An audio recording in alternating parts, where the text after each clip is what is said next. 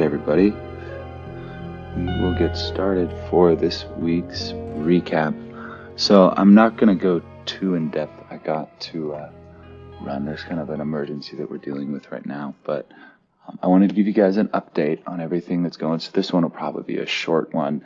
It's mainly concerned with the beta testing. So as you know, we released the next round of betas last Tuesday. It was early Tuesday morning. It took a little bit longer for the processing to happen, so apologize for that being a little bit delayed. But we've been doing a lot of debugging.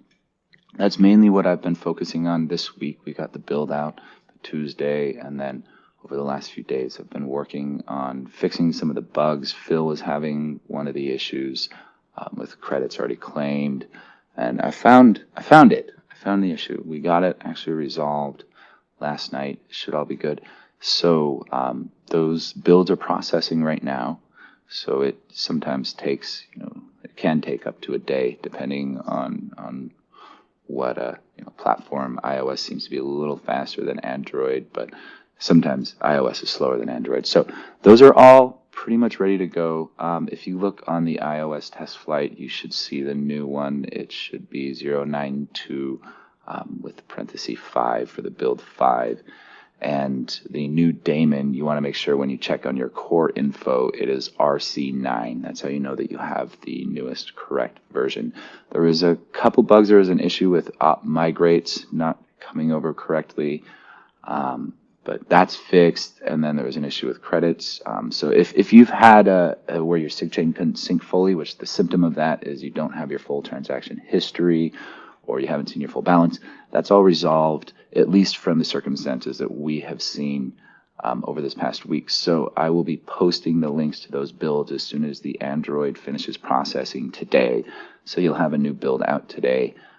As you've noticed, we're working to be consistent on a new beta release once a week.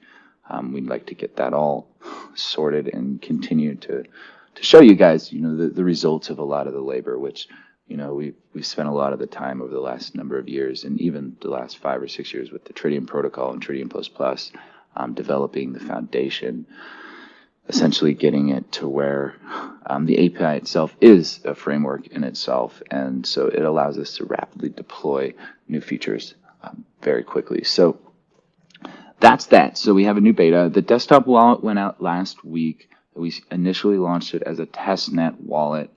I believe the new mainnet wallet was released shortly thereafter. We are going to be releasing another version of that next week. And then depending on how this beta test goes for this final mobile wallet, or this beta for this week, we are getting pretty close, actually. We're getting very close to getting all of these things. We're getting really close to having all these things completed. So there's one more cosmetic issue that we would like to improve related to the mobile wallet. If you notice when you first log in, especially if you have a larger sigchain, you'll see an NA at the top for your balances. And essentially that, and even when you create a new account, you get to that screen where it says NA. And then if you look at your transaction history, you're going to see that it's somewhat translucent. That means that it's not confirmed yet. So we just need to add a couple cosmetic things for visual, such as when you create a new account, to have a better loading screen to show you the progress. On the back end, I need to add the ability for you to see the progress of syncing your sigchain, because depending on how big your sigchain is, it can take a little bit of extra time. And then I'm also going to be adding a timed meter to the syncing page when you're syncing the blockchain, so you can actually see the time that's remaining for it to finish. That's been coded in the back end. It's just a log message for right now. So if you actually look in your core log, you click the little gear and then click core log, you'll see a processed 5,000 blocks. And then at the very end of that line, you'll see so many minutes remaining. It calculates the amount of time that's remaining for it to be completed. So I'm going to add that into the JSON returned under the profile status or session status, or ledger status, sorry, so that you can have the time. So we're going to input that onto the synchronization screen. so that you'd be able to see that. I think there is one or two more cosmetic bugs that Kendall has to work on as well. And then when you log into your SigChain, we need to have a syncing screen on that so you can see a progress bar. And so that'll help it be a lot more user-friendly. I've been doing some tests. I had my son actually install the wallet on his iPad to see if he could do it without giving him any instruction. So I got a lot of good data there, feedback for how it will be with grandma or kids using it. And so there's a couple things that we want to add for tool tips and such as that to know, because he tried to log in when the account didn't exist. And I need to create a little bit of better error handling for that, for, if the account doesn't exist, to say that. That was a security precaution that we put in, where it'll just throw invalid credentials for anything that you do wrong if the account doesn't exist or any of the sorts, because we didn't want people to be able to mine usernames or try to use that to mine usernames. But ultimately, I think that's a negligible security quality compared to the usability of knowing that the account doesn't exist. So we're going to be adding some tool tips and stuff like that probably for the next beta release. And then, as I said, the synchronization screen for when your SigChain is syncing, and then a time to tell you how long it's going to take before your blockchain is completely synced. And then the second thing, which is not in this one, I'm going to be adding the constant time lower level database, the Bloom hash map, into the mobile wallet. The reason I haven't put it on the mainnet yet is it needs more thorough testing. And if there's a database bug on the mainnet on a full node, it can cause some pretty severe issues. So the mobile wallet, it's really just your local scope. You're not actually broadcasting blocks. So it'll be pretty safe to run that. And that'll be a really good place to start testing that out. So that's a 6.0 feature, if you guys weren't aware. The Bloom hash map constant time database. That's going to be included in the final mobile wallet beta. That's what I'm going to be focusing on this next week for our next round of betas, as I need to get the sync timer put into JSON so Kendall can display that when you're syncing the blockchain. We need to add a sync screen when you're synchronizing your SigChain so that you'll know the progress of it, because right now it basically just syncs in the background and your balance will slowly catch up as it's syncing, but there's no real way for you as the user to know that's what's happening. So that'll just add an additional user friendliness. I need to add an additional error message to show accounts don't exist to help, and then maybe some tool tips on the main, because that's kind of the notes that I got from my son. He's 10, so it worked as a really good test. He managed to create his account and log in, and all was well. So that was really cool too to see. And I sent him some of his first Nexus, which is cool. Get to teach him about that type of stuff. So yeah, so we got the beta out. It's processing right now. As I said, this next one, this is RC9 0.9.2 front end with parenthesis 5, build number 5. The back end is release candidate 9. The last one was release candidate 6. So as you can see, we're very busy this week getting a lot of these new ones out. I wanted to shout out to Phil. Thank you for helping in the testing. We also, like I said, there was a bug. If you had migrated your trust key from the legacy chain, there was a bug in the migrate as far as verifying that specific transaction. So if you had any of these issues with the prior beta, make sure you clear your database before you resync. And it should be pretty smooth from here. I think we're not going to have any more serious issues like we've had over the last couple cycles with different circumstances and different sig chains. The remote login system, as I said, the RTR is pretty well formed. I'm going to plug that in to actually do some live tests on it next week as well. So by the next weekly recap, we should have some better data on that being ready to go. And by the next weekly recap, I think hopefully we'll be able to get another beta in by then, depending on how long it takes to get some of this front end stuff done. And that should be pretty close to our final beta for the mobile wallet, which just leaves really some of the remote login functionality and some of the additional information for the actual front end version of that, where you can click, accept for these different apps. So we'll maybe add a tab for remote logged in sessions, so you'll be able to view your sessions that your SigChain is currently servicing. And just for those developers, I had this question come up to me yesterday. Remote login doesn't imply that there's no more local login. So if you're a developer, you'll see sessions create local, right? it's API verb noun. That's how our API semantic works. So the noun local means that it's a local session and it's held locally on your computer. Sessions create remote. We'll actually be setting the remote session. And that'll allow you as a developer to engage in that. So it's not depleting any specific features. It's just adding them. And then there was I think one more enhancement I had as a request to show burnt tokens, reducing from the supply, things such as that. But otherwise, we're pretty well ready. I think the desktop wallet, we haven't had any serious issues reported. That seems to be running well. So we're going to do one more beta out next week. And we're pretty much going to be starting the release process very soon. Very soon, not soon, if you guys get the joke. So, yeah, I think we'll probably go through at least one or two more beta cycles for the mobile wallet, at least, before we're going to start getting that process into the App Store. As I mentioned, those are some of the remaining items that we have to do. The back end, I just basically have to add the API commands in for the remote login and pipe a little bit of the RTR code into it, and that should be ready to wrap. So all the feature build out for 5.1.5.2 is pretty well there. Just have to add some of the APIs and run a live test. Keeson, we'll get you to do, since I'm short on time this week, we'll get you to do an update next week. So you guys will meet Keeson. He's been doing a lot of work in the back end as far as like developing unit tests and getting familiar with the code. For those of you that don't know, a unit test is essentially you test individual units of the code. So you have one function, let's say a math function. You want to make sure that that's giving you the correct values. So unit testing is really important.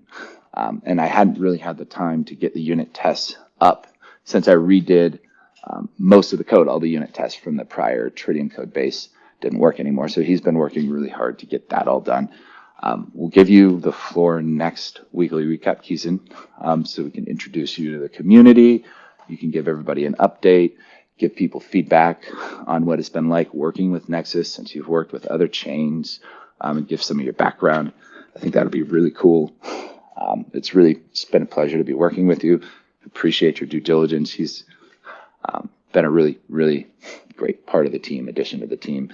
And he's been helping, some of these things that I just really haven't had the time for, such as, getting the unit tests out, because I wanted to make sure that just we could pack and ship before. Unit tests can take quite a bit of time. He's been busting his butt over the last couple of weeks. And then making sure documentation is consistent and error codes. Those are the things that he's working on right now. So he'll give a full update on that by the next weekly recap. To recap the recap, we have the new betas coming out today. Once the Android finishes processing on the Play Store, you can go download it and use it. It will be 0.9.2 (5). That's build number 5. You want to make sure your core version is RC9, release candidate 9. If you have any issues, as always, report them as issues. Or if you have any enhancements that you would like, you can put that in the issue tracker as well, such as feature requests. We will process them in order that they were received. Any bugs, please report in those areas.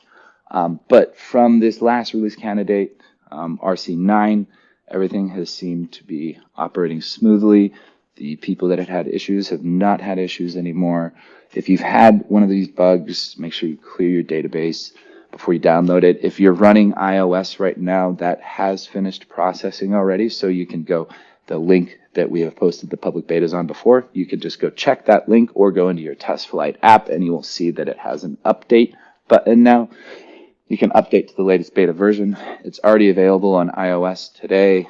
Android, when it finishes processing, I will post the links as a tweet, as you guys have been seeing and following that. The new desktop wallet beta will be out next week as well. And I think that's pretty close to a wrap on the desktop wallet and the mobile wallet. So I think, as I mentioned, we have sync screens, some tool tips. I want to add time remaining for when you're syncing the chain.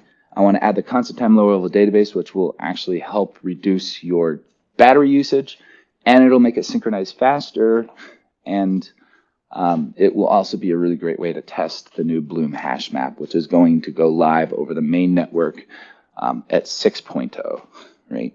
And that's also going to be developed as an embedded database engine not embedded, sorry, a database service engine. We're going to add a service layer on top of it and make an HTTP JSON LLDB is what it's called, lower level database, that will allow any developer to just very simply access the power of the lower level database just through simple JSON web code. So it's kind of an API for the database. I might do that between 5.1.5.2 and 6.0, but we want to put that Bloom hash map into this new version of the mobile wallet because it's a great test case. It works really well. It's been very, very well tested, but I just want to make sure it's tested in a live environment for an extended period of time before we make the network critical functions dependent on it.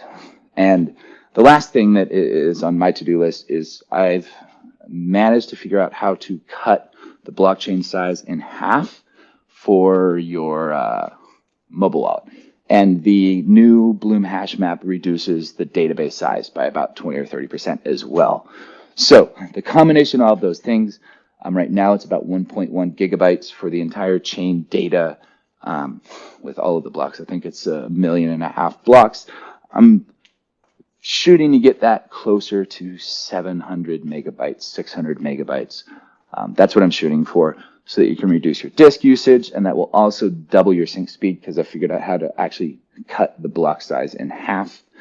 So that should mean if it takes 10 minutes to sync for you right now, it should only take 5 minutes, and then there will be time remaining on that sync screen, so you'll be able to know how long you have to expect. We're working on improving the background refresh on iOS as well, so I'm going to be focusing on that a little bit. Right now, when you come out of background mode, it automatically syncs the chain and syncs your sig chain. I put that code in release candidate 9 as well, so that makes sure that you're always up to date and you're always refreshed.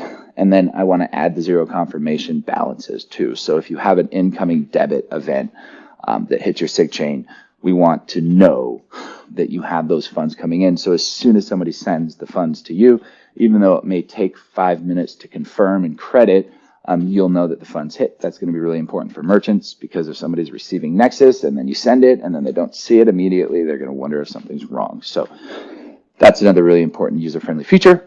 So again, to repeat, the list of to-dos that I have is finishing I need to add the timer to the synchronization, get info. We need to add a synchronization percent for your sig chain.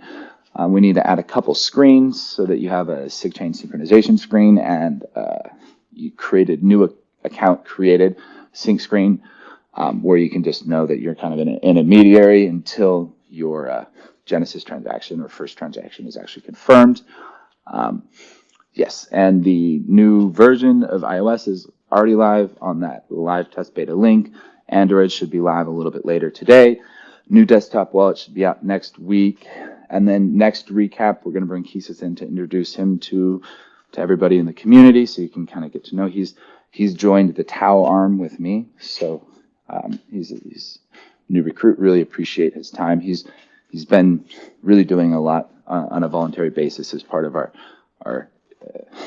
I guess you could say, initiation period. We have kind of a voluntary period just to ensure that somebody is adequate and that they're motivated and all of those things. So he's been doing a really good job. So we'll be expecting him to be joining the team as a paid contributor at some point in the near future. He's working on the unit test, but he'll give you a full rundown on all the stuff that he's been working on, I'm sure, next week.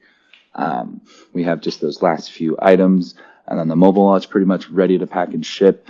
The desktop wallet's pretty much ready to pack and ship. So once we get through this next levels of betas, then we're going to start to begin the release process, which, as I stated before, the release process will be the desktop wallet first. And that's going to be not mandatory desktop wallet, Tritium Plus Plus. So that will be on, voluntary. You can download it if you want. Then the next version will be the actual hard fork, which will include the difficulty adjustment algorithm, and that will include all of the 5.1 and 5.2 code. During this process, once the mobile wallet is pretty much ready, we're going to also begin the process of adding that into the App Store and the Play Store and getting approved for that. I'm not sure about how long that will take, but that will happen anytime, from the desktop wallet till post hard fork, or it could happen before the hard fork, just depending on how quick they are. So, yeah, we've made a lot of progress this week. Not as much as I've wanted on the 5.2 stuff, but we got the mobile wallet really solid. We fixed all of the bugs that we have encountered, and some of them were a little bit unusual, but we managed to get it all ready to rock. So if you're running a seed node, you don't have to update the seed nodes. The protocol version has not been updated, but next week with the next version of the beta, there will be a protocol version upgrade. So you need to make sure you upgrade. And just if you listen to these development updates, just make sure you know when to upgrade and when not to, because sometimes I bump the protocol version and then I make newer clients only connect to that newer protocol version, so that we just make sure that they don't have bugs that stem from talking to a node that's incompatible. So yes, I will post a new tweet today with the links, as I have done for the new mobile wallet betas. That should be pretty close to the last of the functional bugs. We just have a few cosmetic bugs and enhancements that we want to do for the next couple cycles. I would estimate 1 or 2, maybe 3 more beta cycles before we get the mobile wallet ready to release. I think we probably only have 1 more desktop wallet beta cycle. So when we release the new desktop wallet next week, or if you're using the current beta, please give your feedback. Make sure that you have tested all these different features. Make sure it's all working as it should. That's really important to just get that as well-rounded as possible. And yeah, the release process will begin shortly. It's getting really close. So I want to thank everybody again for your patience. Again, new betas today, new desktop wallet beta next week. Keeson will give his update on unit tests and error codes and, essentially his experience of working with Nexus from his also work experience. He's got good credentials. He's he doesn't mess around, so it's cool. It's been a pleasure working with him so far. And yes, then just keep posted for the new mobile wallet links and new desktop next week. And then, as I said, I'm working on keeping a good, consistent flow of a weekly beta. As you've seen over the last 3 or 4 weeks with the mobile wallet, we've been keeping on a weekly release schedule. For the betas, we're working on improving our timelines and our accordance to that, as you have seen and witnessed. I'm sure we have been keeping to them, which has been a nice change. So we're going to continue doing that and continue driving these things forward. And we look forward to the next development recap, and I look forward to introducing Keeson to all of you and having him express all the different things that he has done. And I appreciate all of your patience. And until next time. Oh, last thing too, if you do encounter an issue, make sure you send me your log file. If you don't know how to do that, ask Phil. I taught him how to do it on an Android. On an iOS, you just find it in Files, Nexus, log 0.log. It's in your file browser. Make sure you send that to me. We have it on Verbose 3, so I can see everything that's happening, so that we can make sure if there's any bugs that you have, we're able to figure out the source of it and make adjustments accordingly. So again, thank you, everybody. I look forward for the new link today for the new mobile wallets. If you're running iOS, it's already available. Android will be a little later today. Once Android finishes processing, I will post the new release on a tweet. And look out for the next mobile or the next desktop wallet beta next week. And then we'll be making some of those enhancements on the front end and the back end to get it, more user-friendly for the mobile wallet. I'd suspect we have that mobile wallet beta and maybe 1 or 2 more after that if there's a few different cosmetic bugs and tweaks, and we will start the process of getting that added to the App Store. And once the desktop wallet is considered final, which it's pretty close, and we don't have any significant bug reports over the course of the next couple weeks, then we will begin that release process and set a release date for when to expect the desktop wallet. And that will also tie into setting the release date for the hard fork, because by that time I will be finished with all the 5.2 features, and it should be ready to wrap. So again, everybody, appreciate the patience.